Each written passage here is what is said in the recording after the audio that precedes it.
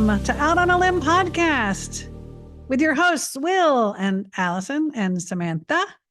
And today we're going to talk about death.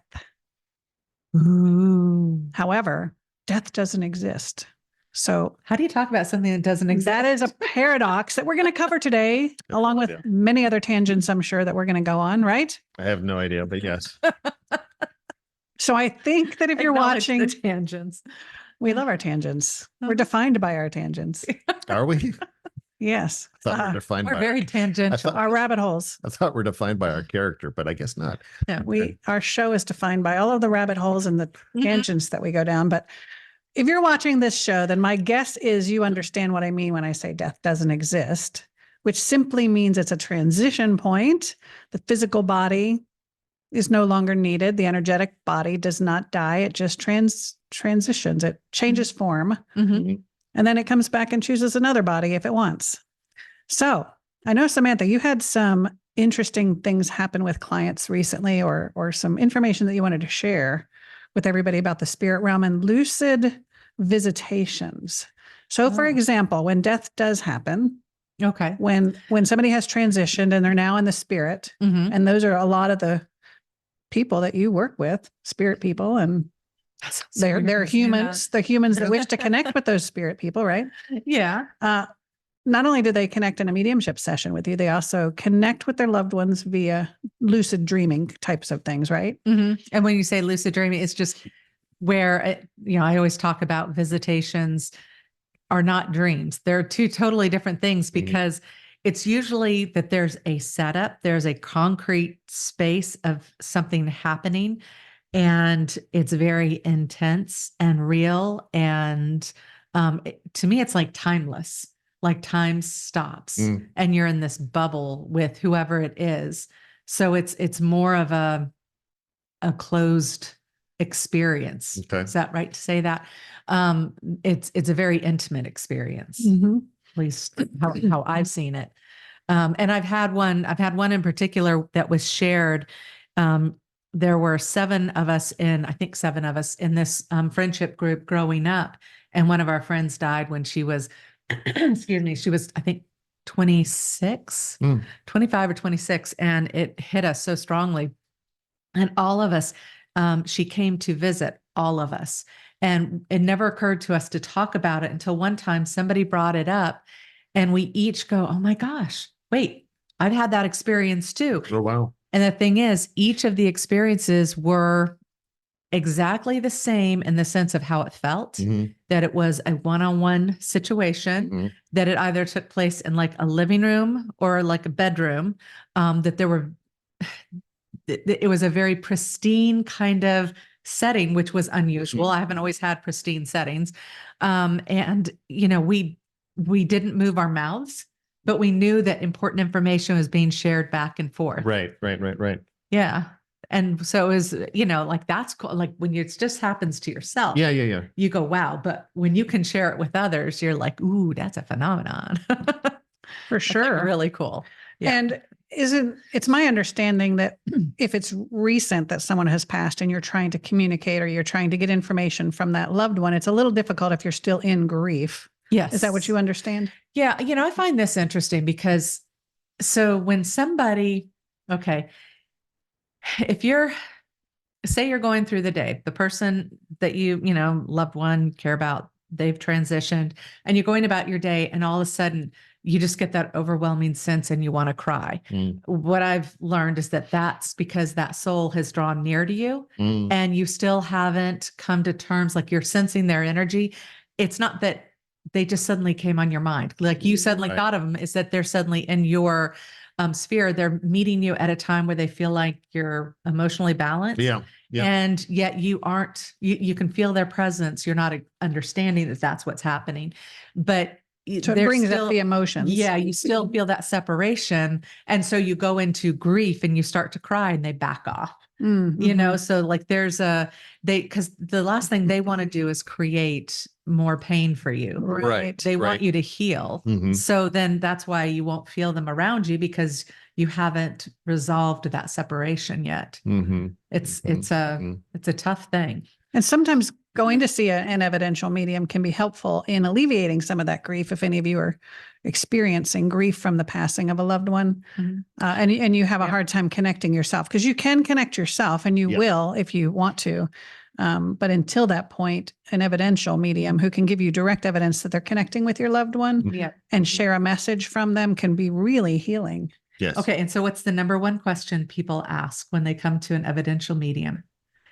Like I start. I know. What is it? Can you see me when I go to the bathroom?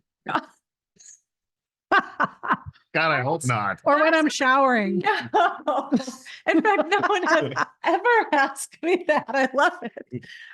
No, when I say, "Hey, they're around you," I'm like, right. not interested Well, I've heard in people that. joke about that because they're concerned. Like, can you see me when I'm naked? That's Right, so funny. right. No, the number one thing they want to know, It make me think twice now every time Yeah. I get ready for the shower. but they always ask, are they okay? Yeah. I just need to like that will be the whole reason they come to see me is I just need to know they're okay. Or similarly, did they suffer pain when they died? No. No? This is the top one is I need to know they're okay. Right. And when they say that, it's really hard because I just want to go, well, you didn't even here. Let me give you your money back. Like, they're always okay. Yeah. They're great. They're doing fabulous. Yeah. But yeah, then the next one is, did they, I don't have people ask that as much just because I think that they kind of want to know, but they don't want to know, like split energy on that one. Because then they will feel guilty if they did. They want to be reassured that they didn't feel pain. Well, I think they would always be told, at least this is our understanding. Whenever we've seen mediumship sessions or had our own clients, they always are told that the spirit kind of separates from the body beforehand and they don't experience any of that. So before the passing, The body may seem like it's going through that, but they're not. they're not experiencing it. Energetically, they're not. There is some discomfort that I've sensed. Like, okay, so I'm super fortunate. And when I connect with someone who's crossed over, one of the things, this has been, I'm always shifting with this stuff, but what they would show me is, they would connect me to that moment, of death and, or transition. And so I get to feel it in the body. And, and so I have to acknowledge it so that I get it to move on. Yes. Yeah. So there is there is stuff that they do feel like a lot of times it's chest congestion. Like you'll feel a lot of pain here. Sometimes, like this one I just did recently, I'm like, there's a lot of pressure right here. Like it really is like intense. And it feels like this is the thing that was like impacted. And then this, like sort of, and it was head trauma. Yeah. So lots of things like that. But I wonder though, and I've experienced that myself where, the transition point has been traumatic. And so that's kind of the easiest recognizable thing that they can show me to make the connection for the loved one that's there. Validate, That validation. But I'm, now that we talk about it, I wonder though, if spirit is remembering that trauma or if it's their pathway to be able to show you. That's what I thought. It's that aspect of spirits not necessarily feeling or understanding the trauma, but they can tap into what took place and then put that through your filter so you physically understand what took place during that moment so you can convey that to your sitter or to that person. Right. Yeah. Evidence, But the only thing that troubles me about that is that because what the sitter hears is, oh, there was pain. And it's like, but they're, you have to explain they're disconnected from it. That's why I don't like to necessarily go to those moments. Sure. But they are the most validating because it's kind of clear cut. And a lot of times, when spirits connecting with me, they want to show that to start with, because that was the clear moment that, my sitter or the client is not necessarily there for, but it's the clear connection point, so that the rest of the session can continue on instead of, bringing through bits and pieces of information that, are validating, but they're not quite as strong as that moment. The defining moment of death or transition is is a lot of times the one thing that the sitter or the client can recognize and go, okay, yep, that's so and so. So all right, now I'm okay. Let's move forward. Yeah, because a lot of times they'll show me like how they like to dress. I can't tell Yep. you how many men Oh, yeah. show up in khaki pants and button Yeah. down, but when they do that, I get an idea for what, like they're giving me an idea of what they did for a Right, living. right. So that helps. I only had one time where this guy shows up and he's in jeans and he's got, this nice, like he's got his sleeve rolled up and my God, he was he was so hot. He was so good looking. He had kind of these loose, black, dark hair curls and stuff. And I I'm want to looking start playing the theme of Ghost in here now. How yeah, funny. I just look at the reader or the sitter and I'm just sitting there going, how do I say this? And I just said, can I kind of just be light with you? And she goes, yeah. And I said, okay, this guy's like really hot. And she goes, yep, that's him. It's like, oh, Yeah. Yeah. So that was kind of crazy. That's funny. But So yeah, usually it's not like that. at the time of death, though, there are a lot of questions that Yes. the sitter may have. When we say sitter, we mean the person coming in Yep. for a reading. Yep. And those are things that what I've heard, because I'm not a medium. Things like if they were unconscious or in a coma or something like that, did they know we were there? Could they sense our presence? Did they know we were praying for them? Did they feel us holding their hand or with them at the time of transition? Those types of things. Did they see what was going on in the hospital? Did they know we were there and loving them through that? What do you think? Have you heard about that? I think the general thing is, depending on the relationship and stuff, and even that is kind of confusing because you can have a really close relationship, but they will want to hold off until after you leave, to You mean to actually cross over? Yeah. Oh, yeah, They yeah. don't want, that. So people, like you were talking before the show, people feel guilty because they stepped out to go get a coffee and they come Yes, back and, yes. Yeah. and so they feel grief on top. I mean, they feel guilt on top of the grief. Yeah. And what were some of the, Well, okay. Like there was one where this woman had really wanted, she was so close to her grandmother. Her grandmother's everything to her. And she, excuse me, she wanted to be in the room with her. And I said, but she wasn't allowed to be. I think this was during COVID. And sorry. So, like you couldn't be like even Right. hardly in the hospital, but she was Yeah. able to be in an observation space looking in at her like that close. And I started tearing up because they showed me like her grandmother was showing me that at the moment of her crossing, she actually had angels around her. Like they were, one, was doing this. It was kind of like a healing before she transitioned or as she transitioned. Preparing. Yeah. And I've seen this a couple of times now and I get goosebumps every time I talk about it because I feel like it was such a sacred thing that I got to witness. And I'm like, no, she wasn't alone because she had, these angels around assisting her in this transition. And tears are in my, client's eyes because she's just like, she was such a godly woman, she just, and for her to have that experience was such a healing thing. But, so, even though someone couldn't be right there, generally it's not a feeling of bereft and loneliness when someone is transitioning, that the person who's transitioning, it's usually they feel very comforted, encased.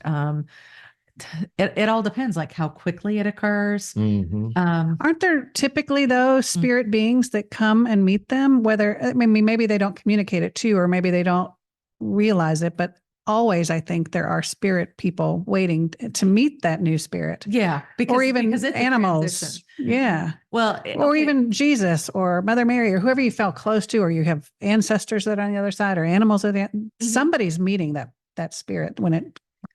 So one person who I did a reading for, when their loved one crossed over, it was interesting because I could sense that his parents were there, but they did not approach him. And that it was someone else who was a very close family member who was there to help assist, just the orientation or whatever. And it was because he had had a very traumatic life experience with his parents, and that he wasn't even like, he was just beginning to start dealing with that. And so, that transition, they wanted to be there because they loved him. Yeah. But he wasn't in that space. Right. Where he could accept that right from the beginning. So there's a lot of care and consideration, I believe, as to who's there to do Mhm. the handoff, Mhm. if that makes. Yeah, no, that makes absolute sense. I mean, I've had not so much at the moment of death, but and I will say, as a lot of times I get family members that bring other family members in with them During readings. during readings. Mhm. Yeah. And that is to me a sign that, there was one particular family member that was a bit stronger in their spirit here in the physical form, and they were the ones that kind of held the dynamic together for the family. So they're the ones that say a young child or even a brother or something, they're the ones that bring them through versus them coming on their own, because they're not the spirit that wants to talk doesn't feel comfortable stepping forward at the moment. Mhm. So, maybe an uncle or a brother or a grandfather will bring them through and then hand them off to me. So I've had that happen a couple times, and it's probably kind of the same thing as far as that moment of transition. There's usually somebody there that's very profound in the spirit sense that has been that way in the family dynamic, Mhm. that's helping that process. So Mhm. And even in the physical realm, there's a term called death doula. mhm. And a lot of our clients who have had sessions come to find out that's one of their gifts. Mhm. And it is somebody who actually, in the physical realm, their spirit, though, their energy, and a lot of times it's a hospital employee. They might be a nurse or something like that. So they're, or hospice care worker who's there with a lot of people who transition. Their energy sits, the physical body sits with the physical person who's passing, and the energy goes across the rainbow bridge or across the veil, or however you want to say that, Mhm. and then comes back. Yep. Now, you on the conscious level may not realize that your energy is doing that the same way that I can travel, astral travel, and help heal people, and I don't realize I'm doing that in the night. Right. So yeah, they're actually crossing over, and to me, that's such a sacred responsibility, a sacred gift to be able to do. Mhm. Even working in a physical job as a hospice care worker, or in the cancer ward, or pediatric ICU, or whatever you do that's with people who are very ill or transitioning. I can't imagine. I really, Yeah. Well, and those are the people that everybody goes, oh my God, they're just so amazing, around, like they just take it in stride. They just have this natural whatever. And it's that energy. Yeah. and we have a good friend whose daughter is a nurse, and I know that she spent a lot of time in ICUs. Mhm. And so she is very sensitive. I think she's in her mid-20s, but she will actually see the beings, whether it's an angel, like you said, coming into the room to help them transition, or either to help them with healing or things like Mhm. that, or relatives. She can see that. I can't even imagine Oh my God. being in the that'd be hospital so- room and seeing the spirits who are helping. Right. Prepare and get, make the transition point and all That's that. got to Yeah, be it's- helpful, yeah. reassuring, Yeah. from Well, and what's, like, I don't know how anybody doesn't feel this. If you've ever been around someone who alive one moment and then gone the next, that there's no energy emanating from the person. Like that is the strangest. Like to me, the body feels all of a sudden denser than it Yeah. felt before. Like all of a sudden it's just this like, whoa, Well, it is. because that lightness has left. There is there's a movie based on that, and I forget the name of it now, and it's if it's with Will Smith or not, but it's something like, God, don't quote me on it, but it's something like 7 ounces or something like that. Anyway, Oh, 7 okay. grams. Isn't there a movie called 7 grams? something I don't Is that the one? but it's about how dense the body becomes at death. And not to be morbid, but I mean, in my previous life as, doing search and rescue, with the Coast Guard, my very first unit that I was at, the majority of what we did was search and rescue and unfortunately body recovery. I didn't realize that. Oh yeah. Oh my God. I within a 3-year span, I've probably dealt with probably greater than 2 dozen body recoveries, Oh. maybe more. Mhm. And there is something about you can size up somebody and have a guess on what their weight is. Hmm. But there is an adage that says that for whatever reason, a dead body weighs more. Well, there's a Mhm. phrase called dead weight. Yeah, dead weight. Like yeah. when your child throws a tantrum and just drops to the floor, Right. you try to pick them up. my God. Yeah. They're dead weight. But it is, there is something very interesting about that. Mhm. When you really kind of put it all together and you really think about it, there is something when the spirit leaves the body, the pure denseness of that physical aspect comes into play. Isn't that interesting? I wonder if they've ever done scientific I studies, believe that's that movie. I think the, Okay. the movie actually plays into but like that. weighing the I know what body. you're Yeah, no, talking yeah, they about. have. Yeah, they were Really? doing Yeah, that. they So the wait- body really weighs more when Yeah, it's it dead. does. That's, yeah. isn't that weird? Yeah. And it's, so it's, when you talk about the incredible lightness of being, Yeah, right. which is another movie, but it's, Oh. it's that light, like you just, there are times like when you're depressed, your body feels like it weighs so much. Mhm. And I think that's because you're not in alignment with your Right. higher self.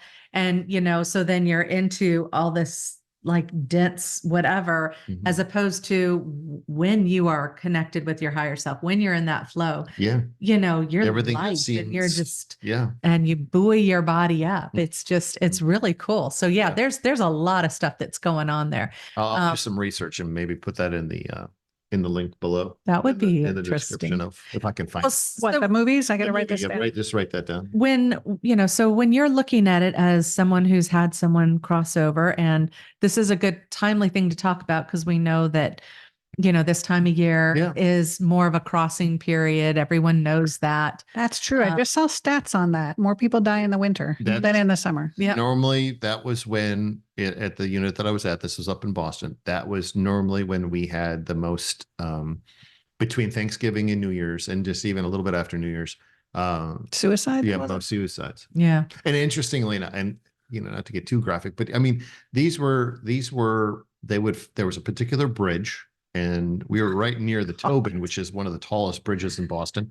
They would never choose that bridge. They would go down to a little bridge in some little obscure creek and jump in between the little pilings, and then we'd have to retrieve them out of the pilings. So yeah, but it was during that period. So we knew that between Thanksgiving and Christmas, we were going to stay busy every duty night. That would be really hard to stay upbeat It and positive was. during that. Well, they so- had a lot of grief counselors there. Yeah. That's for Yeah. sure. Yeah. So what I was going to say was, that what you're to me, in that grief, like there's the physical presence of the person, Mhm. but you have to remember that spiritual essence is still with you, still very much wants to be with you. Mhm. Yeah. And that it's that physical that you could hug, that was tangible. Yep. So it's in a way, it's kind of like there's almost like two different deaths occurring here. Mhm. Because one is just for that physical longing of the person. Right. Mhm. And then the other is this whole mental aspect, which could be positive or negative depending on how your relationship was with them. But I love how our minds, when someone crosses over, we tend to release, for healthy reasons, a lot of that negativity, and we Mhm. tend to remember the more positive stuff, Right. which is so funny because you're like, damn, she was just complaining about what an ass he was, And now I say, hey, you don't have to deal with him anymore. And, Right. they're like, but he was so good to But me. no one's had a eulogy where they said he was a big jerk, right? They Yeah. always Right. come up with whatever the good things are, which is nice. You want to remember the good things, of course. Yeah. Yeah. Anyway. Okay. So we digress. But I did want to, getting back to the guilt that people feel that like they didn't do enough, for example, or they weren't in the room or Yeah. whatever, one Didn't thing we've, show up in time or whatever it is. Yeah. or I didn't forgive them or I didn't make up, or the last word I said before I saw him was bad, or all of the things. So what we learn a lot from the PET sessions, particularly, Mhm. is that they don't want you to compound your grief with guilt Mhm. because they don't harbor any grudges. Once they're in spirit, it's a whole new ballgame. The physicality, all of the emotions that go along with the physicality, that stuff's gone. They're not turning over in their graves. Right. And they understand. Even though we It's- use that phrase all the time. Yeah. Like you walk through this threshold and oh, I'm still alive. Like they literally, from what I've heard from reading people's experiences of NDEs and stuff, they're like, Mhm. I'm alive. And they're watching what's going on. They're like right here with you. And they're trying to knock on your whatever. Hey, I'm Mhm. here.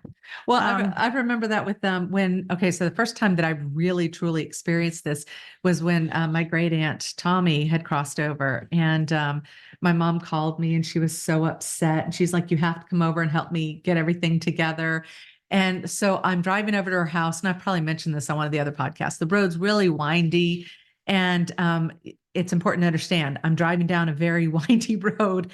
And then in my mind's eye, in this space that's just kind of absent of color or anything, it's a void or whatever. There's Tommy. She's come to visit me, and Tommy had like a hunched over shoulder. She was turning 100.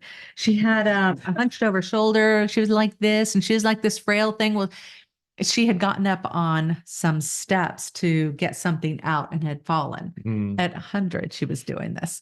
And so she was a force to be reckoned with. She was just vibrant energy.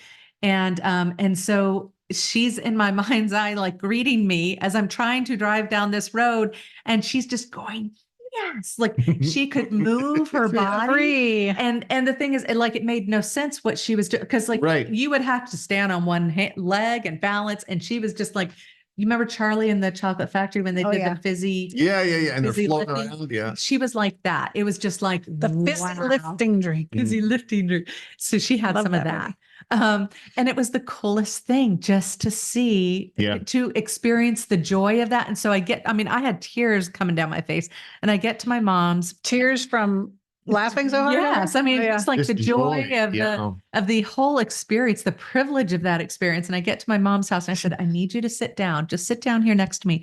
And I hold her hand. I said, Tommy's okay. Tommy's really good. Yeah. And it just, Yeah. it was very, very cool to have experienced that. So yeah, I mean, so what I have felt is when they cross over, depending on how much time's passed, there's all kinds of variables and things, but that they are, what was I going to say? That they still experience contrast in a sense. It's not like everything's perfect and vanilla and just whatever. There's still variables, like, but it's not like here is what I've picked up on. Because they're still experiencing, they're still growing, they're still exploring. Right. And I think that's a really cool thing, is that you don't just go over there and then just twiddle your thumbs. Right. Right. You're Yeah. still learning and growing. Your Yeah. soul has to, which brings me to another point. Mhm. And that is that if the person who died did you wrong and they know it, for their soul to grow, they have to make amends Yeah. still. They on choose. Even, they don't have even to, on they the other choose. side. Right. Well, if Yeah. they want their soul to grow, if they want to learn the lessons and to continue to grow as a soul, Mhm. then to process through that, they have to work through the person that they wronged. And so, if somebody passes and you hated them, that's the last person you want to come through in a reading. But sometimes they're the strongest one that's going to push through First ones that I've come- had that happen for someone. because they need for you to understand now, and they want you to know how much they love you, how much they understand now, how much they're sorry or forgive. They don't have those emotions like we do here, but they understand what we're going through, and they want us to help them work through it too. And they're trying to assist you in your healing. It's a two-way street. Right. Yeah. Right. And it's, because I remember I was this is early in the days when I just had started doing mediumship. And so I was just playing around with my friends, and I was like, uh-oh. And I'm like, okay, so I have this gentleman here, or I say I have this man here, going to say gentleman because he wasn't in life. And my girlfriend immediately, she just knew, and she's like, nope, absolutely not. We're not doing this. And so I just kind of had to go, there's a lot of characters, because I was thinking at that same time, my other girlfriend who was there, her mom had come through.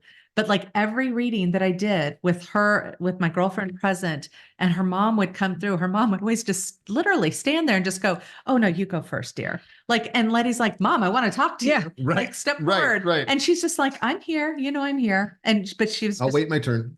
yeah, You know?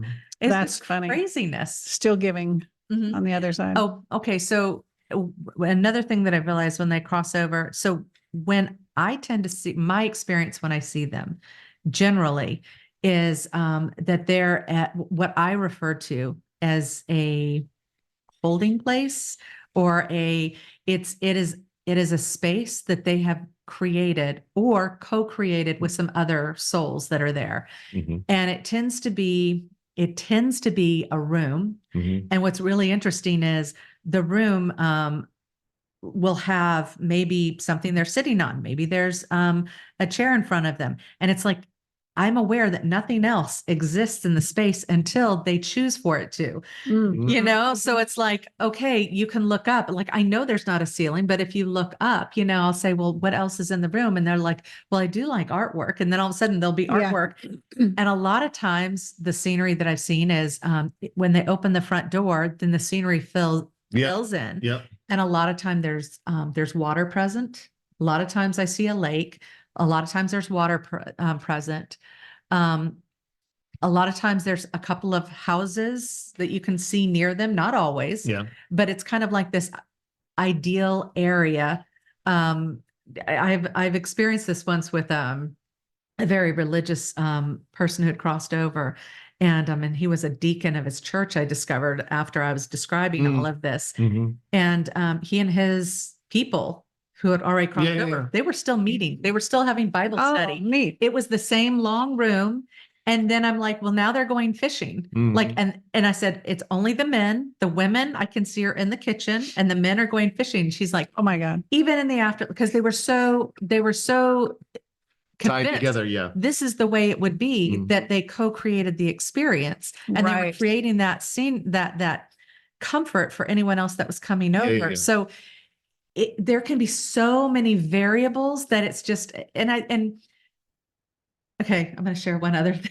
Okay. Oh, This is that I've experienced, is that because I've been trying to understand, like I tell people, time doesn't exist over there. So like, what is it? And I've been asking, can Right. you please explain it to me?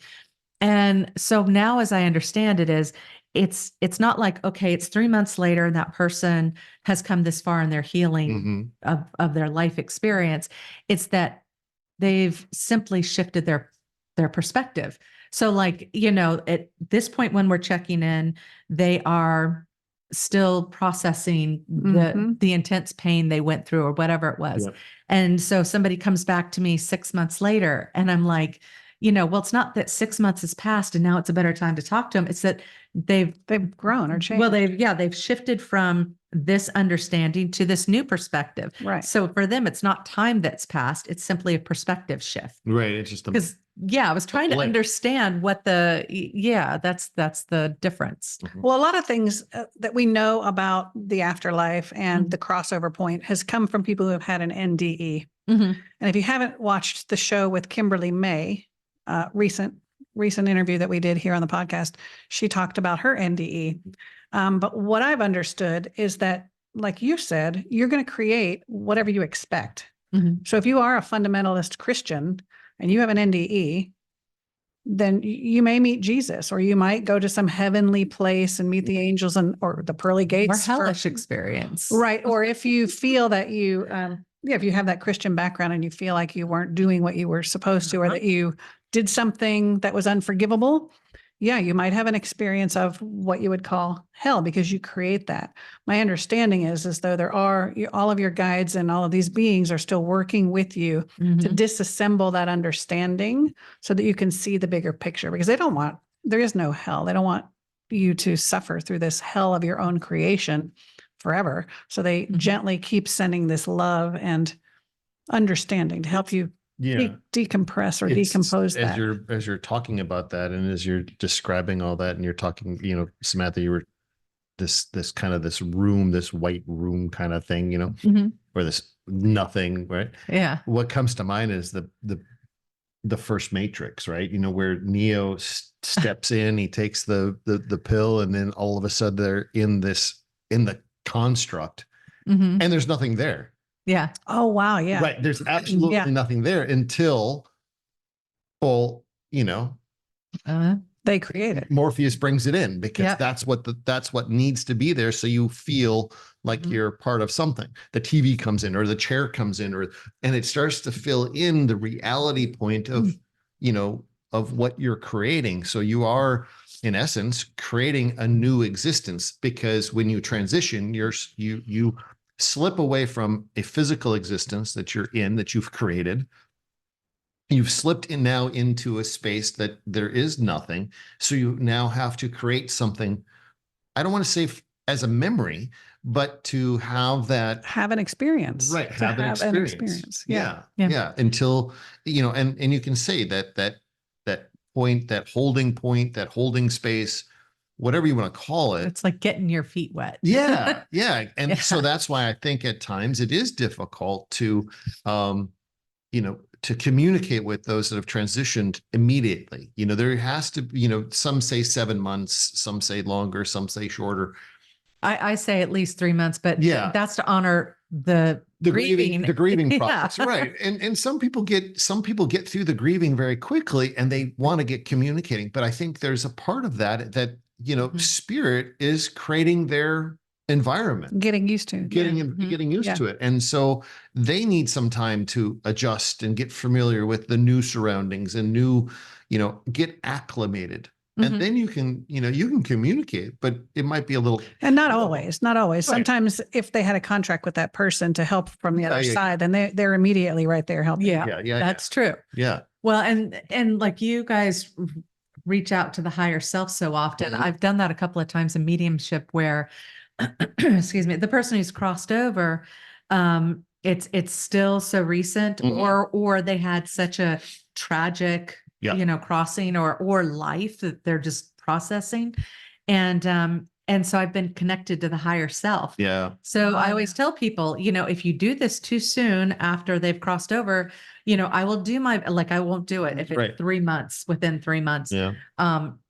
But I'm like, we can still do a successful, channeling here, but understand that I may be connecting with the higher self. And if I connect with the higher self, that person's higher self, Yeah. it's going to sound less intimate. Well, the personality is no longer there. Yeah, it's they're Yes. talking from, well, Right. this individual in this lifetime was here to learn this, Yeah. instead Right. of, Right. yeah, I was there and I wanted to, so it's impersonal Right. sounding. Yeah. Yeah. That's exactly So right. You want to give it a little bit of time. Mhm. Yeah. The other interesting thing about death, and we did allude to this in the interview with Kimberly, is that there are within your contract often several exit points. Mhm. Oh yeah. So you might set up these different points at which you're like, hey, I might want to be taken out in my 30s if things aren't going well, and maybe we'll scratch and start over. Mhm. Or then again in my Like a mulligan. 50s. Yeah. Yeah. Or then in my 70s, you have a couple of possible, and you might experience an accident or something like that. You go up and you decide with your team, hey, you really have these things that you wanted to accomplish. Go ahead and go back. Okay, I won't go. And what we're understanding, most of the time when I hear NDEs, they're like, it's not your time, go back. It's not your time. And it's like you're being forced to go back. But I think, I think really what's happening is they're showing you what your contract was, what you wanted to Yeah. accomplish, and you can still choose to stay there. But when you get to the other side and you're reevaluating your life and you're gauging that against your contract and what you wanted to accomplish, I think it's just that you'll regret and you'll come back. Like we had a 70-year-old client who developed breast cancer, and when we first started doing the channeling, and she came and she had, she was a psychic medium, and she had done it through all of the hard 40, years, 50 years worth of work. back when people ridiculed and they're not as open as they are now. Right. Yeah. So she was tired and she developed breast cancer, and she's arguing with her higher self and guides and like, I don't want to do this. I'm tired. I'm done. What? And they told her, you will come right back if you choose to not treat this or not do anything about it, or to let yourself just go ahead and transition. It's too early. You still have a few things you wanted to accomplish. Mhm. And it's not that you have to. It's just that I know You're the gonna- higher self is saying, Right. I know that when you get here, you're going to be like, damn it. Damn it. Yeah. Yeah. Damn it. I only had a few more. I could have gotten this done or whatever. Well, And yeah. so it's not that you're forced. It's just that, Well, it is, I think, those moments, and I don't think for every NDE, but I think it is a great perspective changer, right? So you might be at a place in your existence where you've contracted a point that you're going to have an NDE because you're so mired down in the everyday that you lose sight of what you're actually here to do. good It's like being point. called in from the sideline Yeah. to the sidelines so Yeah. that they can coach. Good point. Yeah, Right. so you, Right. so you Yeah. go through this tragic event, and now you're pulled out, and you get to see everything Right. just for a moment. You get to see, oh, That's why. that's why. All right, cool. I'm back in. Coach, throw me back in, right? Right, right, That kind of thing. Yeah. If only we And- could retain that information. Yeah, Yeah. yeah. But But sometimes they do and sometimes they don't. Yeah. Sometimes people have an NDE, they don't remember anything. yeah. Or very little. Right. But I think it is a perspective. I think that's really what a lot of it is a perspective changer. It changes because I would say for most, and I don't listen to a lot of people who have had NDEs. I mean, only a few, but my takeaway from listening to them is from that point on, Mhm. their entire life has changed. I mean, Yeah. whether they accept the NDE or not, or whether they, believe in what took place, at the fundamental level, their life has changed. Yep. They've gone on to do great things in their life. And it's only by that purview of their existence and putting it all into perspective, do they really understand that? So. Well, and okay, so I think two things on that. One, that when I'm just doing an intuitive counseling session, the one thing that I've gotten so many times from those who've crossed over is the regret of not staying in the game, doing what they needed to do. Yeah. And so I'm forever telling my clients, what is that thing that seems so hard? What is so challenging? I'm like, Yeah. everything about my practice is healing. I mean, Mhm. I think that's what all this pretty much is about. It's like, just realize that, meet that, whatever that thing is head on, or heal whatever that is that's going on inside of you. Let go of those Right. regrets or those things holding you back, tying you down, or whatever, because if you, cross over, you're going to sit there and you're going to look at that stuff and just go, why didn't I deal with that? Why didn't I do that? Mhm. Like you don't, and it's weird because you don't have that same weightiness of regrets over there. Right. But Right. you do look back on your life and you analyze it and say, well, what didn't I learn? What did I accomplish? And what didn't I learn that I want to go back and Yeah. Right. so, I'm always encouraging people to Yeah. jump in and do that. I can't Do remember it what now. the second thing was. There was a second now. thing. You were asking about, I know the other one, was that I've had this a couple of times in readings where I can see, this is for someone who's crossed over that I've looked into this, that I can see several exit points. And so generally I can see up to 5. Oh, well. Okay. So I don't think that everybody plans 5. Yeah. It's just the ones that I've done so far. I've seen up to 5. Wow. And it seems like the majority of times there's a couple when they're younger. And that's, if things shift, this is my understanding from talking to the spirit, the soul, is that if things shift for what they plan to come in and learn, they can just exit out real quick. That's not what all crib death experiences are. Some, like we discussed in that other podcast, they're just coming in to experience real quickly and leave, for all kinds of myriad of reasons. But anyway, so there are times when, like, I can tell the person, nope, this was their final door. This was the door. Like, this was it. There wasn't going, like, because the person's feeling guilty and they're like, if only I had been there and she hadn't slipped and fallen. And I'm like, no. This was meant to happen. This was the point that they had planned to step out of this lifetime. Yeah. No matter how much anybody else around them, if they would have known or whatever to help, It wasn't mitigate going to that, happen. it still would happen. Yeah. It just would happen. And then the other scenario is where I can see it's like the third or the fourth doorway, and they've had some tragic thing happen, whether it's cancer or they've been in a car accident or whatever. And they had a counseling session. Like it wasn't an NDE thing, but they had a some kind of a session where it was put to them, you can take this doorway or you can continue on to the next doorway, but understand you know, this is the amount of stuff that you'll accomplish, that you'll be able to accomplish during that period of time. So, I mean, they will say they could have held on and to be there with the family members, but they weren't accomplishing anything more in the lifetime. Yeah. And it was going to be at a great cost, like pain and so forth. Yeah. Wow. And so they elected to go through that doorway, and they want that soul, you know, the sitter to understand that it was their choice. Yeah. Yeah. Yeah. Right. And I just thought that's very sensitive of them to, like, I mean, that's Well, that's the experience that I had. interesting.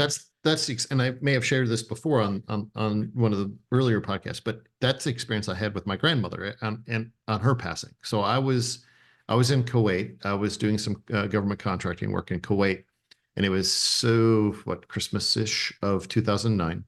Mhm. And but I already had the, I'll say, the foretelling earlier in 2009, when I was taking the contract and knowing I was going overseas, going over to the Middle East. Mhm. My grandmother was in good health, although she was 93. I mean, she's, you know, she was up there, but I mean, strong as an ox, you know, good health. But I knew once I agreed to that contract, there was something inside it. And I think I even mentioned it to you that something's going to happen to grandma. So anyway, so yeah, I just knew that something tragic was going to happen. And so I get overseas, and it was around the end of the year that I get a call, hey, from the Red Cross, that you need to come home immediately because your grandmother, I got the word that she had passed. Well, she hadn't passed at that point.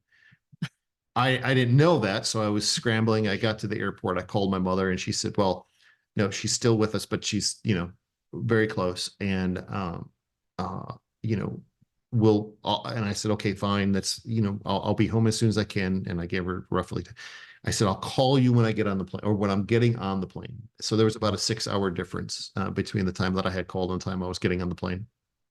I called, and as soon as my mother picked up, she was sobbing. Mhm. I could hear my aunt in the background. She was sobbing. And all my mother could utter out is, she just passed. Oh. She just passed.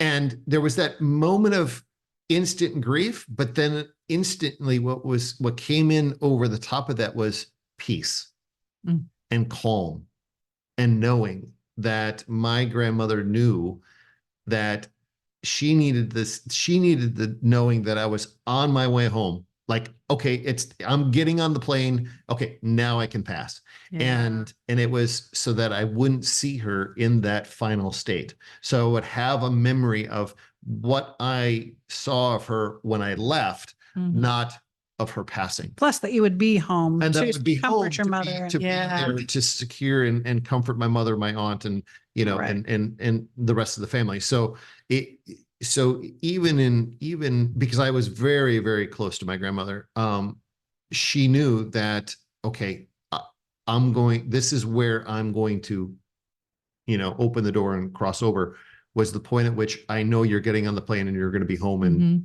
10 hours, you know, Yep. or 12 hours. And I know there's a lot of people listening to this who they've had those same experiences, like that, absolutely.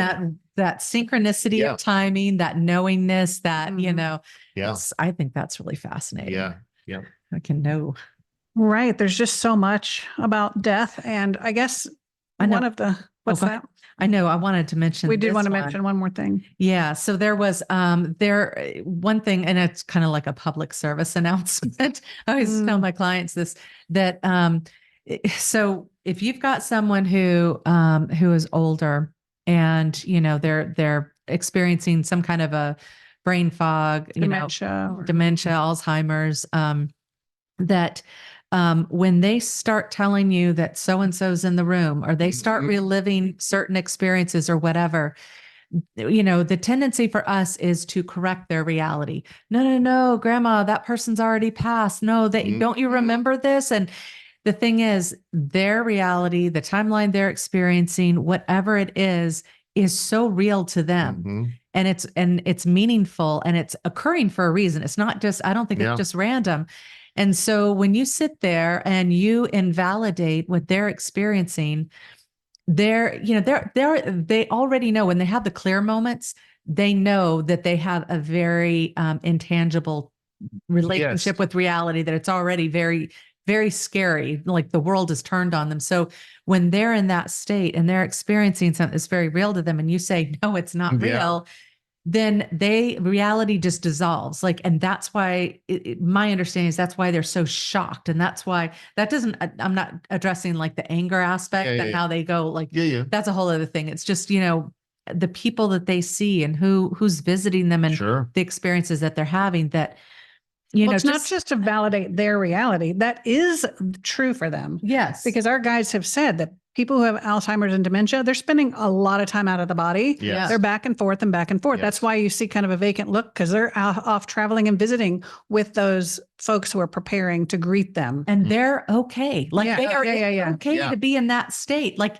what a beautiful state to be in. It's Right. just that it's They're jarring comforting. when they come back into the physical body and it's like, I don't want to be here. yeah. And it was so much more pleasant being with these people and to not It's be free. confined by the body. Like she was up there, Yeah. doing this. It's Mhm. they're coming out of the physical body because the physical body is to a point at which it just can't sustain itself. So when they can travel out of it, they're just enjoying the hell out of it, and then they go back into this. And if they come back in and tell you that that's what they're experiencing, that's sacred conversation. So ask them about that the same way Right. that you would with your child. Right. Right. That's what I Ask was them, thinking who did you see? What are you experiencing? How are they? Yeah. Yeah. And Maybe pay the attention. next time, can you ask them this? Like Right. encourage them to seek more information out even, Right. like make it like something really, really cool. Record the information. Yes. You never know like what will come up.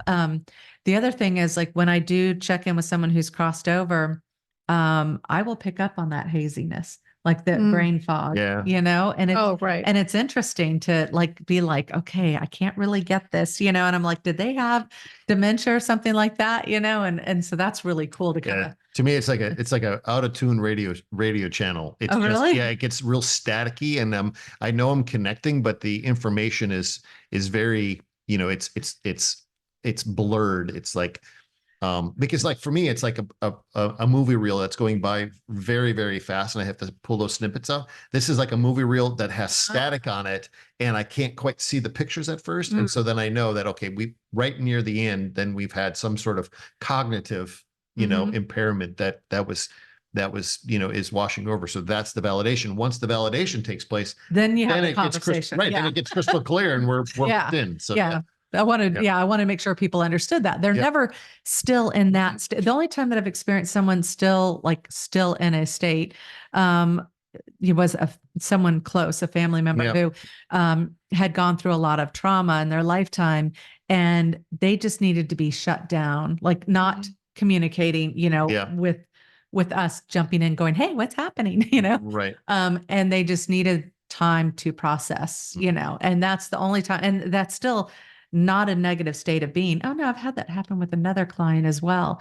And I remember explaining to them, it's okay because, like you were saying, Allison, they're being checked in on that. Like people souls will come and sit with them, literally just sit with them because they're holding a higher vibrational space and they're waiting for them to go, oh, okay, I'm done with this. I'm ready to now move into this. Yeah. And so they don't have to convince them. They don't have to drag them along. They just hold space, literally. It's very cool. Yep. It is. There's so much to talk about with regard to this topic, but I think some of the takeaways, grief is personal. Yep. But get help if you need it. There's a lot of help out there. Mediumship can be one way, and don't compound the grief with guilt. Yeah. Everything is okay. Yeah, and if you guys have had experiences with this type of thing, with Alzheimer's, if you have information about your own family members, or if you're feeling this call to be a death doula, I know there's some other names for that, but there's a couple different names. but there is actually training on death doula if you're interested in that, or if you've had That's interesting. instances in hospice care, or you're a nurse or something like that, share what you've experienced about that and how do you understand death? What does that look like? But thank you for joining us on this episode. And until next time, See y'all. ya.